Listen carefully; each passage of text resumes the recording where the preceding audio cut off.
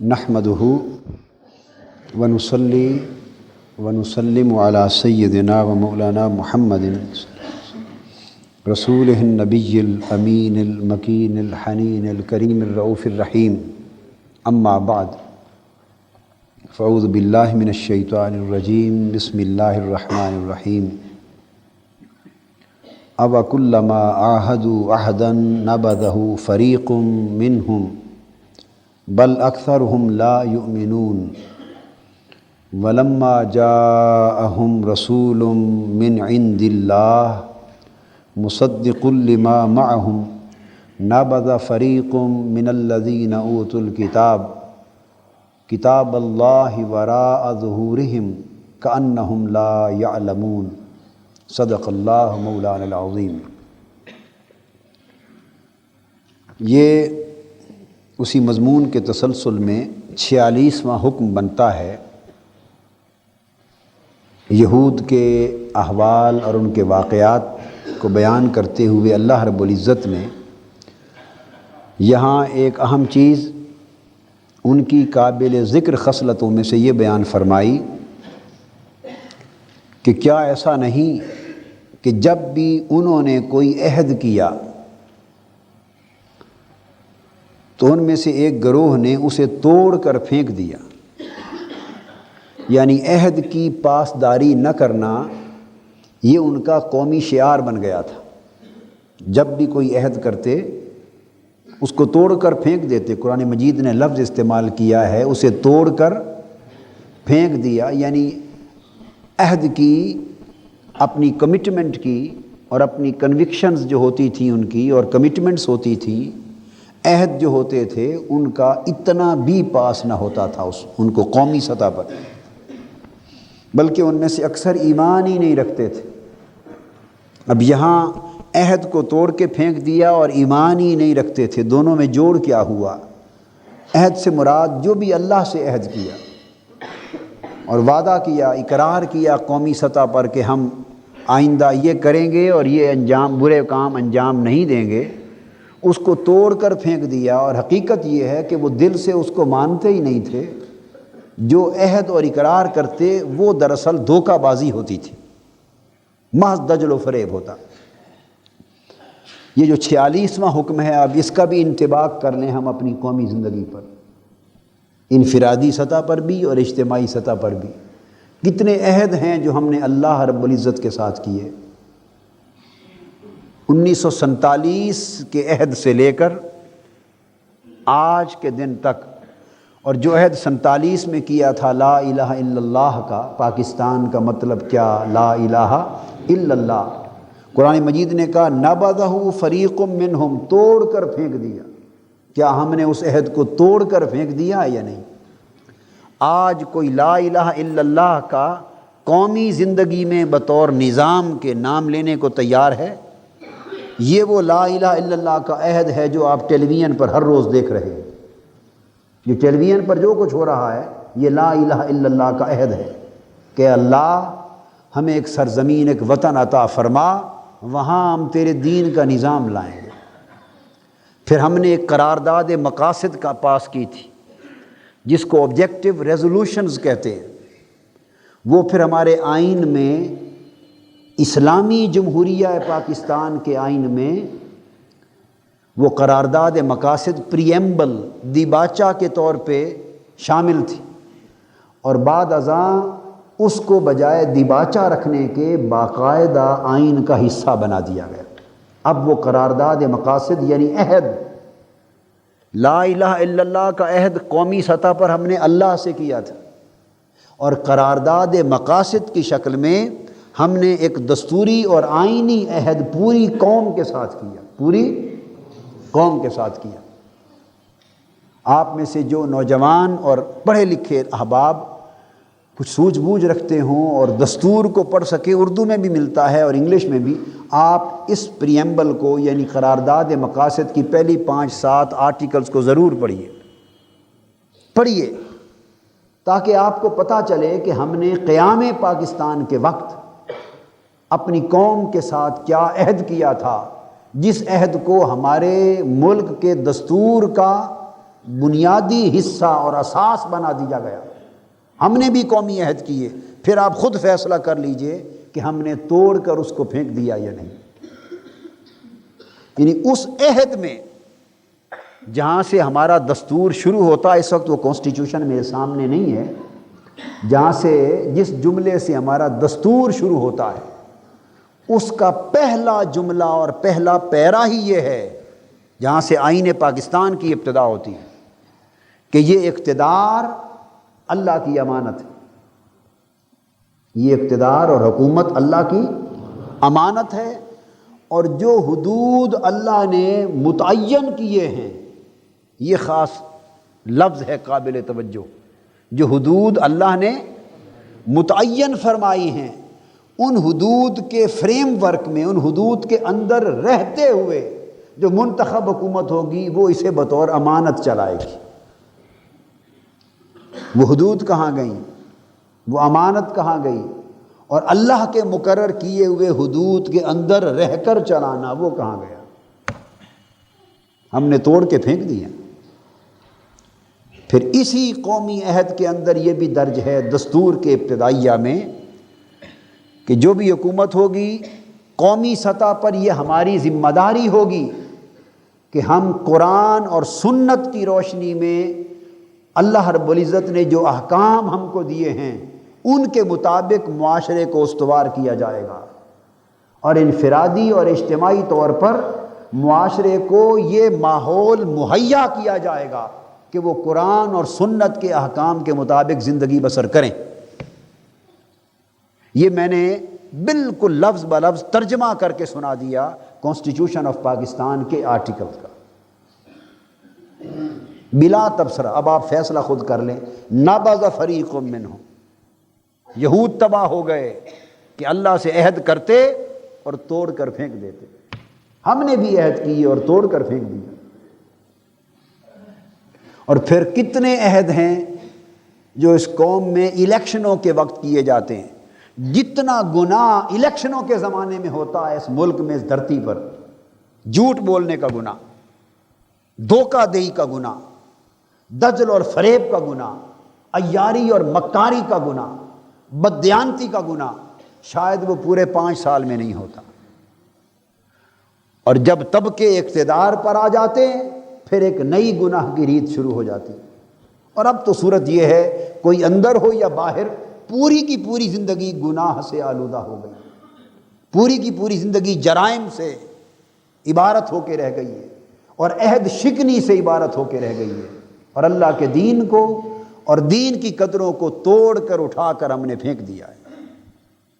اگر سوال یہ ہے کتنے ہیں ہم میں سے جن کو اس ٹوٹ جانے کا بھی احساس ہے کہ ہم نے اللہ کے عہد کو توڑ دیا اور توڑ کر پھینک دیا؟ کتنوں کو احساس بھی باقی رہ گیا ہے، احساس بھی ٹوٹ گیا ہے اور اس کو بھی توڑ کے پھینک دیا۔ وائے ناکامی، متاع کارواں جاتا رہا مگر کارواں کے دل سے احساس ضیاء جاتا رہا۔ اب تو اس نقصان کا احساس بھی جاتا رہا۔ اس کے بعد آگے فرمایا اللہ رب العزت نے، اور یہ 47واں حکم ہے، جب بھی ان کے پاس اللہ کی طرف سے رسول آیا اور وہ جو اس کتاب کی اصلاً تصدیق کرنے والے نبی اکرم صلی اللہ علیہ وآلہ وسلم کی بعثت کا ذکر کیا جا رہا ہے، اسی طرح جب ان کے پاس رسول پاک صلی اللہ علیہ وآلہ وسلم تشریف لائے تو انہوں نے اللہ کی کتاب کی تعلیم ان کے سامنے رکھی، اور جو تورات ان کے پاس تھی وہ تورات بتا رہی تھی کہ یہ آنے والا رسول حق ہے اور اس رسول کی تعلیمات حق ہیں، مگر انہوں نے اپنی کتاب کو بھی اٹھا کے کتاب اللہ وراء ظہورہم، اپنی پشت کے پیچھے پھینک دیا۔ یوں کیسے؟ یعنی انہوں نے ایک ذہن بنا لیا کہ ہم نے نہیں ماننا اس رسول صلی اللہ علیہ وآلہ وسلم کو۔ اب میں آپ کو اس کا تجزیہ سمجھا رہا ہوں۔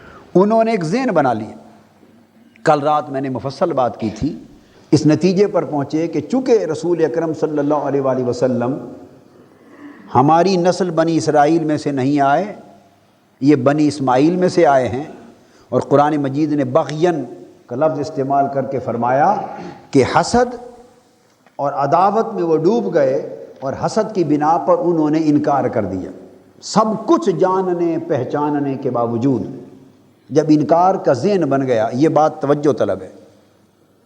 اب ان کے سامنے کتاب بھی موجود تھی، تورات، جس پر وہ ایمان رکھتے تھے اور جس کے باعث وہ ایک قوم تھے، ایک امت تھے، وہ کتاب بھی موجود تھی، اور جس کا انکار کر رہے ہیں وہ سب کچھ ان کی اپنی کتاب میں لکھا ہوا ہے۔ اب نکال دیا گیا نا رفتہ رفتہ، مگر جس زمانے قرآن مجید اترا اس زمانے تو سب کچھ تورات میں اور انجیل میں موجود تھا، آج بھی ہیں، مگر اب وہ رد و بدل کرتے کرتے کرتے اتنی اس میں تبدیلیاں کر دی گئیں اور اس کو اتنا مسخ کر دیا گیا، ڈسٹورشن کر دی گئی، اتنی امینڈمنٹس کر دی گئی، اتنی کرپشنز کر دی گئیں اس کے ٹیکسٹ میں، اس کے متن میں، کہ اب وہ بات سمجھ میں نہیں آتی، اور ترجمے در ترجمے، ترجمہ در ترجمہ۔ اور ہر یاد رکھ لیں، ایک بائبل ایک تماشا ہے کہ ہمیشہ جو نیا ایڈیشن چھپتا ہے پہلے سے مختلف ہوتا ہے، جو ایڈیشن چھپتا ہے وہ پہلے سے مختلف، پھر جو پاکستان میں چھپتا ہے وہ برٹش ایڈیشن سے مختلف، وہ جو وہاں چھپتا ہے وہ امریکن ایڈیشن سے مختلف، وہ کینیڈین ایڈیشن سے مختلف، کوئی فلاں چرچ کا ایڈیشن، کوئی فلاں کا ایڈیشن، کوئی فلاں سن کا ایڈیشن۔ حتیٰ کہ جب ان سے گفتگو ہوتی ہے اور بائبل کے ہم ریفرنس دیتے ہیں تو ان کے ہاتھ میں ہوتی ہے، وہ کہتے ہیں کہاں اس میں تو نہیں ہے، تو ان کو ایڈیشن بتانا پڑتا ہے کہ بائبل ایڈیشن فلاں میں یہ درج ہے، یعنی ہر ایڈیشن میں اس میں ٹیکسٹ تبدیل کر دیا جاتا ہے۔ بازیچہ اطفال ہے، تماشا بن گیا۔ اس وقت سب کچھ موجود تھا، یعنی کتاب کی انٹیگریٹی نہ رہی، کتاب کی سولیڈیریٹی، کتاب کی سالمیت نہ رہی، سب کچھ موجود تھا۔ اب سوال یہ ہوا کہ جب ذہن بن گیا کہ نہیں ماننا دین اسلام کو اور پیغمبر اسلام صلی اللہ علیہ وسلم کو نہیں ماننا، انکار کا ذہن بن گیا، تو اب دشواری کیا تھی؟ دشواری ان کے لیے یہ تھی کہ وہ جو ان کی اپنی کتاب تھی تورات، اس میں بھی سب کچھ لکھا ہوا تھا، قرآن کا تو انکار کیا، قرآن لانے والے پیغمبر حضور نبی اکرم صلی اللہ علیہ وآلہ وسلم کا بھی انکار کر دیا، اب اپنی کتاب کہاں لے جائیں؟ تو قرآن مجید کہتا ہے کہ جب حسد آ جاتا ہے اور حسد کے باعث انکار جنم لیتا ہے تو وہ انسان کو اس انتہا تک جا پہنچاتا ہے کہ کتاب اللہ وراء ظہورہم، انہوں نے اپنی کتاب تورات کو بھی اٹھا کے پشت پیچھے پھینک دیا، کہا کہ جب نہیں ماننا تو اپنی کتاب جس پر ایمان تھا وہ بھی پھینک دی، اس میں لکھا ہے تب بھی نہیں ماننا، کأنہم لا یعلمون، اس طرح اٹھا کے سب کچھ پھینک دیا جیسے وہ سیدنا محمد مصطفیٰ صلی اللہ علیہ وآلہ وسلم کو اور ان کی تشریف آوری کی خبر کو اور اپنی کتاب کے بتانے کو کسی شے کو جانتے ہی نہ تھے، اس طرح مکر گئے۔ آج ہماری قومی زندگی اور قومی سوچ اسی بات کی عکاس ہو گئی۔ ہم جو کچھ کر رہے ہیں ہمیں پتہ ہے کہ بہت کچھ کیا جانے والا حرام ہے، فسق و فجور ہے، فواحش ہیں، منکرات ہیں، یعنی اگر کہا جاتا ہے، کوئی کہہ دے کہ ٹی وی پر جو ثقافت بیان کی جا رہی ہے اور جو پرچار کیا جا رہا ہے یہ واضح طور پر فواحش اور منکرات میں سے ہے، بے حیائی میں سے ہے اور یہ حرام میں سے ہے، اس کا جواب ملتا ہے جس کا جی نہ چاہے وہ نہ دیکھے، ہم تو ٹی وی سے وہی کچھ نشر کریں گے جو قوم چاہتی ہے۔ قرآن کہاں گیا کہ جو قرآن چاہتا ہے؟ وہ کہاں گیا؟ جو اللہ چاہتا ہے وہ کہاں گیا؟ جو رسول چاہتا ہے وہ کہاں گیا؟ جو قرآن کے ساتھ ہم نے عہد کر رکھا تھا وہ کہاں گیا؟ وراء ظہورہم، ہم نے وہ سارے عہد اللہ سے، اللہ کے رسول سے اور قرآن کے ساتھ جو کر رکھے تھے، صرف اپنی خواہش نفس کی خاطر، اپنی شہوت پرستی کی خاطر، اپنی ذہنی فکری اور نظری عیاشیوں کی خاطر اور معاشرے کو لادین بنانے کی خاطر، تاکہ مستقبل کے راستے ہمارے لیے ہموار ہو جائیں، سب کچھ ہم نے اٹھا کے جانتے ہوئے پیچھے پھینک دیا ہے، اپنی پشتوں کے پیچھے پھینک دیا۔ کتنے ہیں جن کو اس کا درد ہے، کتنوں کے ذہنوں میں اس امر کا احساس بھی باقی بچ گیا، اور میں آپ کو بتا رہا ہوں کہ آج چند لوگوں کے ذہنوں میں اور دلوں میں احساس ہے، بس موسموں کی بات ہے، کل وہ بھی نہیں رہے گا۔ ٹھہرتے ٹھہرتے دل یوں ہی ٹھہر جائے گا، بات جو آج ہے کل غم ہجراں میں نہیں، کل شب ہجراں میں نہیں، بس آج کچھ دل تڑپ رہے ہیں، کچھ ٹھنڈے پڑ چکے۔ اگر یہی کیفیت رہی تو پھر ٹھہرتے ٹھہرتے دل یوں ہی ٹھہر جائے گا، ایک اجتماعی موت ہم پر طاری ہو جائے گی، ضمیر کلیتاً مردہ ہو جائیں گے۔ اور وہ کیفیت جس کو قرآن مجید بیان کرتا ہے، صم بکم عمی فہم لا یرجعون، حق کی آواز اٹھائی جائے گی مگر کان سنیں گے بھی نہیں، حق دکھائی دے رہا ہوگا مگر آنکھیں دیکھیں بھی نہیں، عقل سوچنے سے انکاری ہو جائے گی۔ ہم اس صورتحال کے اندر داخل ہو چکے ہیں، صم بکم عمی، اس سچویشن کے اندر داخل، یہ نہیں کہ اس کے کنارے پر پہنچ چکے ہیں، میں بتانا چاہتا ہوں ہم اس کے اندر داخل ہو چکے ہیں۔ اب جو جنگ ہے وہ قوم کو تباہی کے کنارے سے نہیں، تباہی کے اندر جو قوم داخل ہو چکی ہے اس کو کھینچ کر واپس لانے کی ہے۔ اس کے بعد 48واں حکم ہے، اس کا تعلق جادو سے ہے۔ فرمایا وَاتَّبَعُوا مَا تَتْلُو الشَّيَاطِينُ عَلَى مُلْكِ سُلَيْمَانَ، اگلا حکم دیا، اور وہ یہود تو اس چیز یعنی جادو کے پیچھے بھی لگ گئے تھے جو سلیمان علیہ السلام کے عہد حکومت میں شیاطین پڑا کرتے تھے۔ ما تتلو الشیاطین، یہاں سے ایک بات تو یہ معلوم ہوئی کہ جادوگری شیطانوں کا کام ہے، انسانوں کا کام نہیں۔ قرآن مجید بڑا کیٹیگوریکل ہے مگر ہم نے کبھی اسے سمجھنے کی کوشش نہیں کی۔ قرآن کی باتوں میں رکھ رکھاؤ، کنفیوژن اور التباس نہیں ہوتا، التباس ہم خود اپنے مفاد کے لیے کریٹ کرتے۔ فرمایا وہ اس جادو کے پیچھے بھی لگ گئے تھے جس کا پڑھنا شیطانوں کا کام تھا۔ تو جادوگری انسانوں کا، مسلمانوں کا شیوا نہیں بلکہ شیطانوں کا کام۔ اور فرمایا وما کفر سلیمان، سلیمان علیہ السلام نے کفر نہیں کیا تھا، یہاں کفر سے مراد وہ جادوگری۔ پہلے فرمایا کہ جادوگری شیطانوں کا کام تھا، اب اس مقام پر جادوگری کو کفر قرار دیا جا رہا ہے، جادوگری کفر ہے۔ اور فرمایا یہ کفر سلیمان علیہ السلام نے نہیں کیا تھا، وَلَٰكِنَّ الشَّيَاطِينَ كَفَرُوا، یہ کفر، جادو کا کفر شیطان کرتے تھے۔ کیسے؟ آپ سوچ سکتے ہیں کہ یہ بات کیا میری اپنی تفسیر ہے یا قرآن بھی اس کو، ابھی تک جادو کا لفظ تو نہیں آیا کہ اس کو کفر سمجھیں۔ قرآن کہتا ہے یعلمون الناس السحر، یہ کفر شیطان کرتے تھے، اور وہ کفر کیا تھا کہ لوگوں کو جادو سکھاتے تھے، لوگوں کو جادو سکھاتے تھے۔ جو شہر بابل میں ہاروت اور ماروت نامی دو فرشتوں پر اتارا گیا تھا، یہ جادو، اس کو قرآن مجید نے کفر کہا۔ اب اس کی مختلف شکلیں ہیں۔ اس جادو کے قبیل میں کئی چیزیں آ جاتی۔ حضور علیہ السلام نے فرمایا من اتا ساحرا او عرافا فقد کفر بما انزل علی محمد صلی اللہ علیہ وسلم۔ فرمایا جو شخص کسی جادوگر کے پاس گیا کسی بھی پریشانی کی وجہ سے، جادو کا وجود حق ہے مگر کفر ہے، کفر کا بھی وجود تو ہے نا۔ بعض لوگ اس چکر میں پڑ جاتے ہیں جی میں فلاں سے یہ کروایا تو اس کا تو اثر ہو گیا، اور فلاں نے جادو کیا اور فلاں پر اثر ہو گیا تو اس کا مطلب ہے جی یہ حق ہوا نا۔ عورتیں توجہ سے سنیں کہ وہ اس دھندے میں زیادہ پھنس جاتی ہیں، ہماری بہنیں توجہ سے سنیں کہ جی اس کا اثر ہو گیا، اس کا مطلب ہے یہ ہوا تو صحیح نا۔ پھر ہاں یہ اسی طرح ہوا جیسے شراب بھی ہے تو شراب بھی نا، چوری ڈاکہ بھی ہے، بدکاری بھی ہے، کفر بھی ہے، شرک بھی ہے، یہ سب چیزیں موجود ہیں، کوئی غیر موجود تو نہیں، مگر اس کو کفر کہتے ہیں۔ جادو کا وجود ہے، جادو کے اثرات ہیں، جادو کے اثرات ہیں، مگر یہ ایمان کے منافی ہے اور سراسر کفر ہے۔ اس کے پیچھے جانا ایمان ترک کرنا اور کفر کی پیروی کرنے کے مترادف ہے۔ اور رسول اللہ صلی اللہ علیہ وسلم نے فرمایا جو شخص کسی اپنا کام نکلوانے کے لیے جادوگر کے پاس گیا یا عرافن، یا قسمت کا حال بتانے والے کے پاس گیا،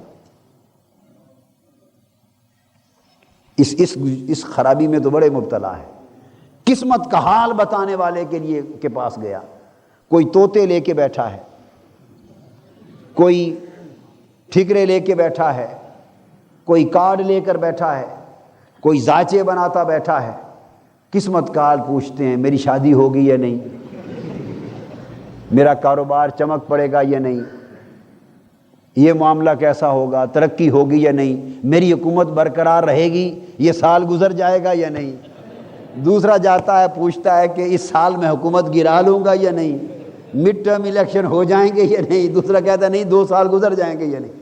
یہ سارے کسی بھی دھندے، کوئی بیوی کے لیے جائے، کوئی ساس کے خلاف جاتا ہے، بہو جاتی ہے کہ ساس کا رگڑا ہی نکل جائے، شہید ہو جائے ساس تاکہ تنہا میرا ہی حکمرانی رہے۔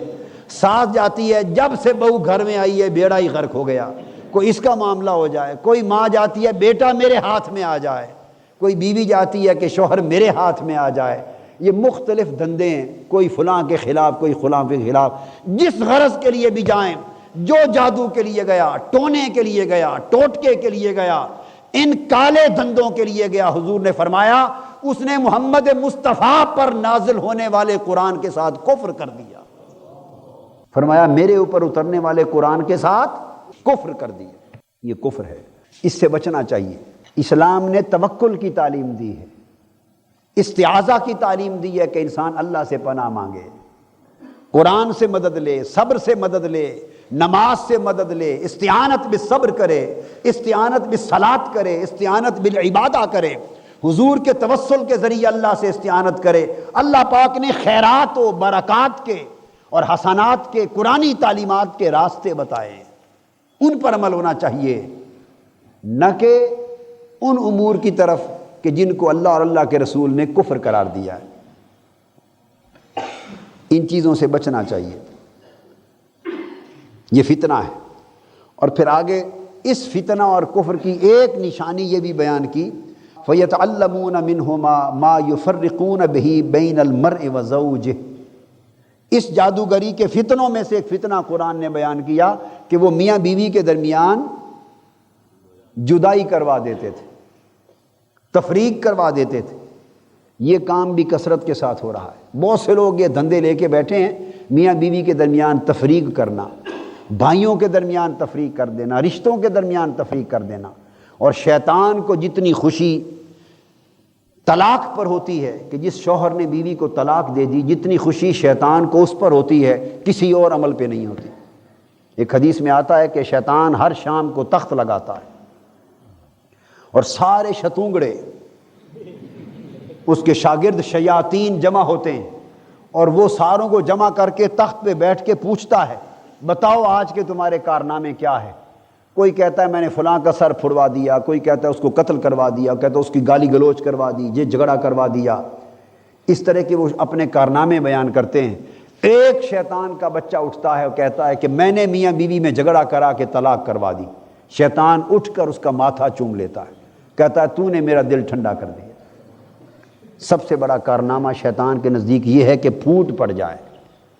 یہ پھوٹ خواہ میاں بیوی کے مابین ہو، اس کا تو ذکر ہے نص میں، مگر یہی پھوٹ مسلمانوں کے مابین، بھائیوں کے مابین، والدین اور اولاد کے مابین، خونی رشتوں کے مابین، جس کو اللہ نے جوڑنے کا حکم دیا، اس رشتے میں پھوٹ پڑ جائے تو یہ شیطانی عمل ہے۔ ہمیں اس سے اپنے آپ کو محفوظ رکھنا چاہیے، اپنے آپ کو اس سے محفوظ رکھنا چاہیے، اور اپنی زندگی کو خیر سے عبارت کرنا چاہیے۔ اس کے بعد 49واں حکم آ رہا ہے، ارشاد فرمایا یا ایھا الذین آمنوا لا تقولوا راعنا وقولوا انظرنا واسمعوا وللکافرین عذاب علیم۔ فرمایا ایمان والو، نبی اکرم صلی اللہ علیہ وآلہ وسلم کو اپنی طرف متوجہ کرنے کے لیے جب تم حضور علیہ السلام کی مجلس اور محفل میں بیٹھے ہو، اور حضور صلی اللہ علیہ وآلہ وسلم ہوتا یہ کہ کوئی گفتگو فرما رہے ہوتے اور صحابہ کرام آقا علیہ السلام کی مجلس میں حاضر ہوتے، اور دوران گفتگو کوئی بات کسی کی سمجھ میں نہ آتی یا کوئی لفظ یا جملہ سمجھ نہ سکتا، تو وہ چاہتا کہ حضور علیہ السلام اس لفظ کو یا جملے کو دہرا دیں، ریپیٹ کر دیں تاکہ میں سمجھ لوں۔ اس مقصد کے لیے وہ کہتا رائنا یا رسول اللہ، کیا کہتا؟ رائنا یا رسول اللہ، یعنی آقا مجھ پر شفقت کیجئے، رعایت کیجئے، یعنی ذرا یہ بات دہرا دیجئے، میں بات سمجھ نہیں سکا، مقصود یہ ہوتا۔ یہ بات جب یہودیوں کے ہاتھ میں پہنچی، وہ بدبخت تھے، گستاخ تھے، انہوں نے اس لفظ کو مروڑ دیا، اس کے کئی غلط معانی بھی نکلتے تھے، یہ لگا دی، رائینا بنا دیا، اس کا معنی بنتا تھا ہمارا چرواہا۔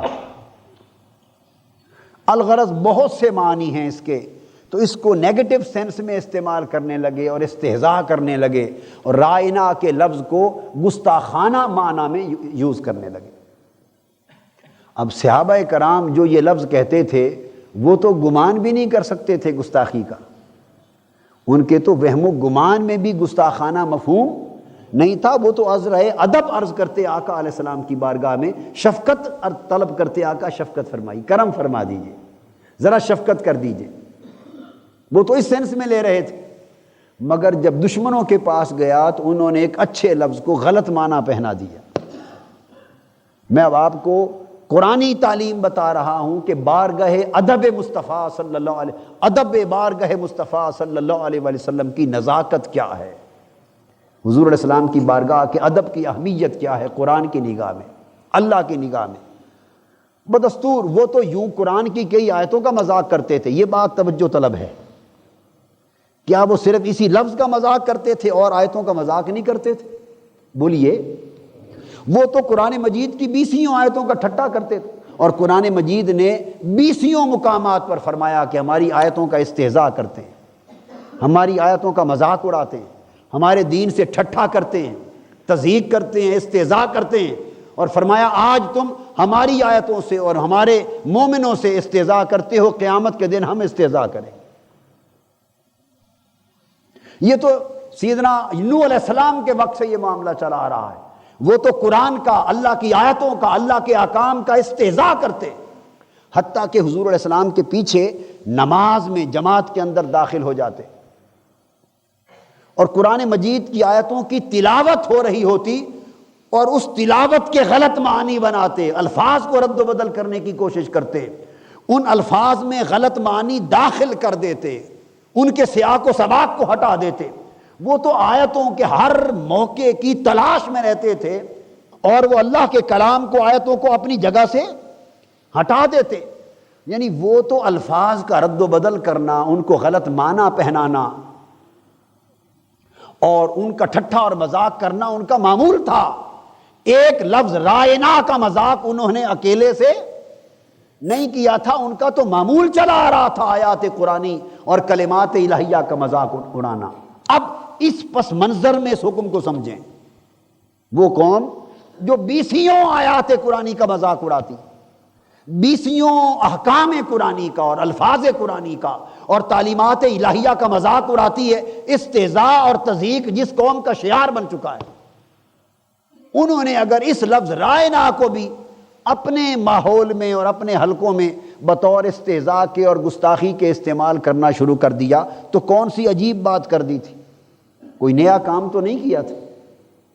تو کیا کوئی اور مقام بھی قرآن میں ایسا ہے کہ جس آیت کا وہ مذاق کرتے چلے جائیں تو اللہ پاک نے اس آیت کے پڑھنے یا ان الفاظ کے بولنے سے منع کر دیا ہو؟ اللہ نے کبھی منع نہیں فرمایا تھا، اس لیے کہ جو ٹھٹھا کرتے ہیں اللہ ان کو عذاب دے گا، وہ ٹھٹھا ان کے لیے قیامت کے دن ایک عذاب بن کے ان کو خود سامنے آ جائے گا، وہ تضحیق اور وہ استہزاء ان کو خود جہنم میں لے جائے گا، انہیں ان کے حال پہ چھوڑ دیا جاتا، آیتیں نہیں چھڑوائی جاتی تھی، لفظ نہیں چھڑوائے جاتے تھے کہ مسلمان تو نیک نیتی کے ساتھ کر رہے ہیں نا، چلو ان کا عمل ان کے ساتھ، لکم دینکم ولی دین، تمہارا عمل اور تمہارا دین تمہارے ساتھ اور ہمارا عمل اور ہمارا دین ہمارے ساتھ، ضابطہ یہ تھا۔ مگر سارے ضابطے تعلیمات الہیہ کے ایک طرف، رب کائنات نے اپنے محبوب کے ادب کو تمام تر قرآنی اور اسلامی ضابطوں سے بلند تر قرار دیا، تمام ضابطوں کے لیے، تمام احکام کے لیے ایک ضابطہ ہے مشترک، مگر جب ادب بارگاہ رسالت کی باری آتی ہے سارے ضابطوں سے ہٹ کر ایک نیا ضابطہ بنا دیا جاتا ہے۔ یہاں کیا ضابطہ دیا؟ لفظ رائنا صحابہ کرام ادباً یوز کرتے، مگر یہودی اسے گستاخی کے معنی میں لیتے۔ رب کائنات کو وہ لفظ بھی گوارا نہ ہوا جسے یہود اپنی بدنیتی اور بد سرشت کی وجہ سے بطور گستاخی کے استعمال کر سکیں، اور جس کے ایک معنی میں گستاخی کا احتمال، پروبیبلٹی اور گستاخی کی پاسبلٹی بھی پائی جائے، اللہ کو اس لفظ کا استعمال بھی گوارا نہ ہوا۔ فوراً آیت آ گئی، فرمایا میرے محبوب کے صحابیو، تم تو یہ لفظ ادب میں محبت میں بولتے ہو، مگر دشمن اس سے میرے محبوب کی شان میں گستاخی کا ایک زاویہ نگاہ اور ایک معنی نکالتے ہیں۔ ادب بارگاہ مصطفیٰ کے لیے یہ امکان بھی مجھے گوارا نہیں، لہٰذا وہ لفظ بھی بولنا چھوڑ دو جس لفظ سے کوئی دشمن بھی مصطفیٰ کی گستاخی نکال سکے۔ اتنی پاسداری حضور علیہ السلام کے ادب کی کہ سارے احکام سے ہٹ کر ایک الگ ضابطہ دے دیا۔ فرمایا لا تقولوا رائنا، آج کے بعد میرے محبوب کی مجلس میں بیٹھا ہوا کوئی شخص خبردار رائنا نہ کہے، اس کا کہنا حرام کر دیا گیا۔ لفظ رائنا میں کوئی خرابی نہیں، لفظ رائنا میں کوئی خرابی نہیں، تو خرابی تو جنہوں نے نکالی تھی انہی کے کھاتے میں تھی، مگر نہیں، اللہ پاک کو یہ امکان بھی گوارا نہ ہوا۔ فرمایا رائنا مت کہا کرو، اور اب تمہیں اگر ضرورت پڑے لفظ دہرائے جانے کی اور حضور علیہ السلام کی خدمت میں درخواست کرنے کی کہ آقا ریپیٹ کریں، تو کیا کہا کرو؟ وقول انظرنا، ادب سے کہا کرو انظرنا، آقا ہماری طرف نظر کرم فرمائیے۔ انظرنا، آقا نظر ہماری طرف نظر کرم فرمائیے۔ حضور کی امت کو ادب سکھایا جائے، اسے پروٹوکول کہتے ہیں۔ کیا؟ واسمعوا، ایک تعلیم دے دی کہ یوں کہا کرو حضور ہماری طرف نظر کرم فرمائیے، میرا حبیب خود سمجھ جائے گا کہ اس کو بات سمجھ نہیں آئی، وہ تمہاری خاطر ریپیٹ کر دے گا۔ مگر یہ بھی جملہ بولنا گوارا نہیں کہ کہو کہ حضور ذرا دوبارہ بتائیے، یہ بھی مت کہو۔ آقا ذرا یہ جملہ دوبارہ بول دیجئے، یوں بھی نہ پوچھو حضور آپ نے کیا فرمایا، نہیں، مجال ہے یہ بھی گستاخی نہ ہو جائے۔ بس جہاں سمجھ نہ آئے یہ مت کہو میرے محبوب کی بارگاہ میں حضور ذرا اس جملے کو دوبارہ فرما دیجئے، ہم سمجھ نہیں سکے، نہ کہو آقا نظر کرم فرما دیجئے۔ تو گویا امت کو تلقین کر دی کہ تمہاری کوئی حاجت ہو اور کچھ زباں پہ نہ لاؤ، صرف ایک ہی بات کہو، انظرنا یا رسول اللہ، حضور نظر کرم فرما دیجئے، میرا حبیب خود سمجھ جائے گا کہ امتی کی حاجت کیا ہے، امتی کی حاجت کیا ہے وہ خود سمجھ جائے گا۔ یہ تعلیم دے کے آگے فرمایا واسمعوا، آگے پھر تنبیہ کی اور فرمایا سنو، یہ نوبت ہی کیوں آتی ہے کہ تم پہلی بار سمجھ نہ سکو؟ واسمعوا، سراپا کان بن کے بیٹھا کرو، واسمعوا، سراپا سماعت بن کے بیٹھا کرو، ہما تن سماعت بن کے بیٹھا کرو، شروع سے ہی دھیان سے سنا کرو، یہ نوبت ہی نہ آئے کہ میرے محبوب کو وہ جملہ دہرانا پڑے، اس میں بھی ممکن ہے طبیعت پہ بوجھ آ جائے۔ ہما تن سماعت بن کے بیٹھا کرو، وَلِلْكَافِرِينَ عَذَابٌ علیم، خبردار اگر تمہاری کوئی بے ادبی ہو گئی تمہاری طرف سے میرے محبوب کی بارگاہ میں، تمہارے سارے ایمان اور اعمال برباد جائیں گے، کافر ہو جاؤ گے۔ وَلِلْكَافِرِينَ عَذَابٌ علیم، اور کافروں کے لیے دردناک عذاب ہے۔ یہ ادب سکھایا جا رہا ہے۔ آداب، کسی کی مجلس کے آداب سکھانا، اس کو جدید ٹرم میں پروٹوکول کہتے ہیں۔ پروٹوکول کیا ہوتا ہے؟ مثلا یہ بات سمجھنے والی، آج اسی پر ختم ہو جائے گا موضوع، آخری بات تھی، 49واں حکم تھا، بڑا امپورٹنٹ۔ پروٹوکول کیا ہوتا ہے؟ پروٹوکول یہ ہوتا ہے کہ کسی چھوٹے آدمی نے جب بڑے کسی بارگاہ میں، بڑے دربار میں جانا ہو تو اس کو اس دربار میں جانے، بیٹھنے، اٹھنے، بات چیت کرنے کے آداب سکھائے جاتے ہیں، ڈیل کرنے کے یہ پروٹوکول ہوتے ہیں، ایٹیکیٹس ہوتے ہیں۔ لہٰذا سرکاری دفتروں میں پروٹوکول آفیسر بھی ہوتے ہیں، وہ ڈیل کرتے ہیں۔ اب جو بات میں بتانا چاہتا ہوں وہ یہ کہ گورنر کے پاس مثلا آپ نے جانا ہو، کیا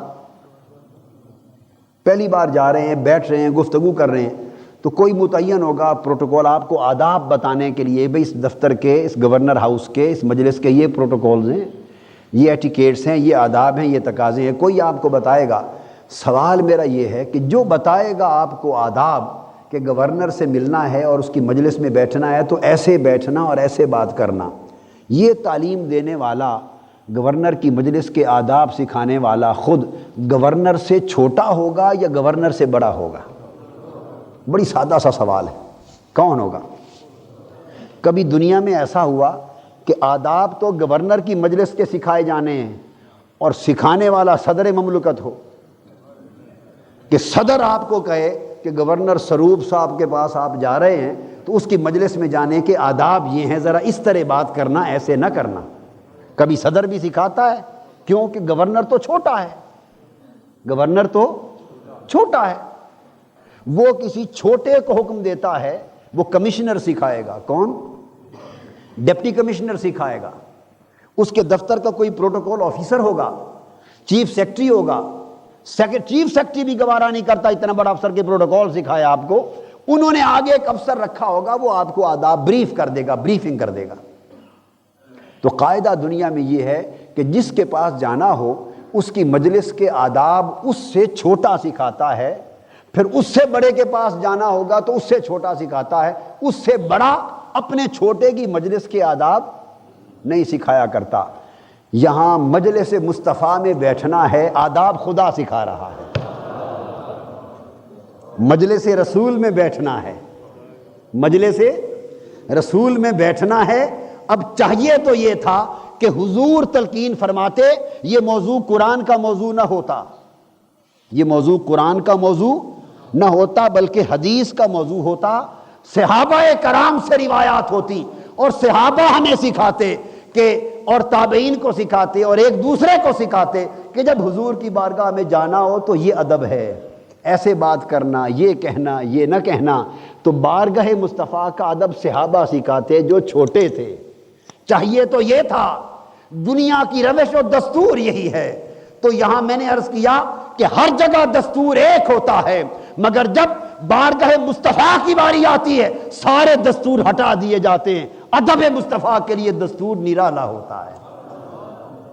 تو اپنے محبوب کی مجلس میں بارگاہ رسالت میں آنے والوں کے لیے ادب، حضور صلی اللہ علیہ وآلہ وسلم کو اللہ پاک نے خود بذریعہ وحی سکھائے، فرمایا میرے محبوب اوروں کے پاس کسی نے جانا ہو تو ان کے چھوٹے ادب سکھایا کرتے ہیں، جنہوں نے تیری بارگاہ میں جانا ہو ان کو تیری بارگاہ میں بیٹھنے کا ادب میں خود سکھاؤں گا۔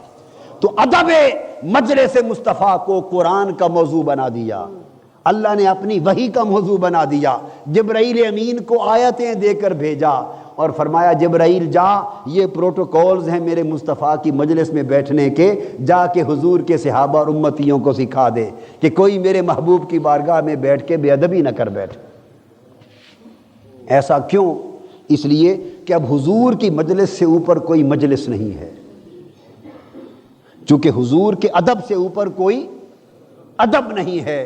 نبی اور رسول کا ادب ہی در حقیقت اللہ کا ادب ہوتا ہے،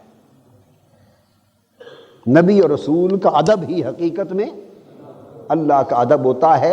عبادت کا حقدار رسول نہیں ہوتا، یعنی کوئی یہ نہیں کہہ سکتا معاذ اللہ کہ رسول کی عبادت کرتے ہیں یہی اللہ کی عبادت بن جائے گی، یہ کفر و شرک ہے۔ عبادت میں کوئی ساجی نہیں، عبادت میں کوئی شریک نہیں، عبادت صرف اللہ کے لیے۔ رہ گیا ادب اور تعظیم و تکریم، جو رسول کا ادب ہے وہی خدا کا ادب، جو رسول کی تعظیم و تکریم وہی خدا کی تعظیم و تکریم۔ تو در حقیقت اللہ نے جو بارگاہ مصطفیٰ کا ادب سکھایا ہے وہ بالواسطہ خود بارگاہ خدا کا ادب سکھایا ہے، چونکہ خدا کی مجلس میں تو جا کے کسی نے بیٹھنا نہیں، نہ کسی نے خدا کو دیکھنا ہے، وہ سارے ادب کے تقاضے اسی بارگاہ میں پورے کروائے جا رہے ہیں۔ یہ پھر آگے کوئی مقام آئے گا، جو کچھ میں نے کہا کہ بارگاہ رسول کا ادب ہی خدا کا ادب ہے، یہ قرآن مجید کی 20 آیات کریمہ، درجنوں مقامات اور نصوص قرآن مجید کی اس حقیقت کو واضح طور پر بیان کرتی۔ تو یہ بات سمجھ میں آئی کہ کہ یہود کی خرابیوں میں سے ایک خرابی گستاخی رسالت مآب صلی اللہ علیہ وسلم تھی۔ کیا؟ حضور علیہ السلام کی شان میں گستاخی یہ یہود کی خرابیوں میں سے اور بربادیوں میں سے ایک بربادی تھی۔ اللہ پاک نے اس آیت کریمہ کے ذریعے امت مسلمہ کے اندر وہ دروازے بھی بند فرما دیے کہ جس دروازے سے گستاخی رسول کا امکان بھی ہو سکے۔ گستاخی کا ارتکاب تو درکنار، اس کے امکان کا کوئی دروازہ ہو سکتا تھا تو قرآن مجید نے اس کو بھی بند کر دیا، اس لیے کہ ایمان کی سلامتی رسول کے ادب میں ہے۔ اللہ تبارک و تعالی ہمیں اس معرفت کے ساتھ بہرور فرمائے اور ایمان کو کامل فرما دے۔ وما علینا الا البلاغ۔ شیخ الاسلام ڈاکٹر محمد طاہر القادری کے آفیشیل یوٹیوب چینل کو سبسکرائب کریں اور بیل آئیکن کلک کریں۔